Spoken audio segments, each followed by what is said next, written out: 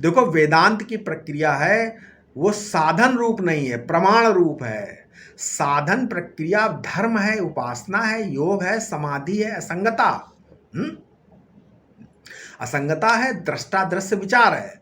देखो वेदांत प्रक्रिया तो उस पर्दे को ही फाड़ देने वाली है जो वस्तु की अद्वैयता के प्रकाशन में बाधक हो रहा था, है ना। वेदांत में केवल प्रतिबंध की निवृत्ति होती है, वस्तु की उत्पत्ति नहीं होती वहां।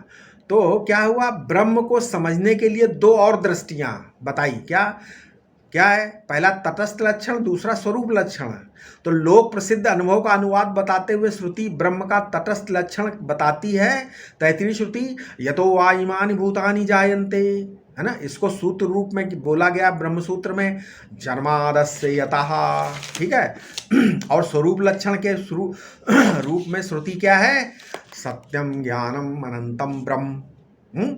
अब ब्रह्म की अद्वितीयता को सिद्ध करने के लिए प्रपंच के मिथ्यात्व का साधन किया जाता है। ये तो संपूर्ण भेद का निषेध हो जाने पर ही होगा। शरीर में सांस को देखना वेदांत नहीं है। कुछ लोग बोलते हैं ना कि भाई फलाने ने बोला है, फलाने महात्मा ने, फलाने दार्शनिक ने, सांस को देखो। वो एक विधा हो सकती है, लेकिन ये वेदांत नहीं है। सांस, शरीर में श्वास देखना वेदांत नहीं है। अनाहत चक्र, आज्ञा चक्र में वृत्ति का लय उदय वेदांत नहीं है। इष्ट देवता का हृदय में ध्यान भी वेदांत नहीं है।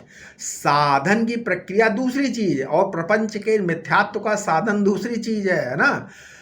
वेदांत में तो जैसे आंख से रूप देख लिया जाता है, वैसे ही अपने को महावाक्य जन्य प्रमा के द्वारा ब्रह्म जान लेने की प्रक्रिया है।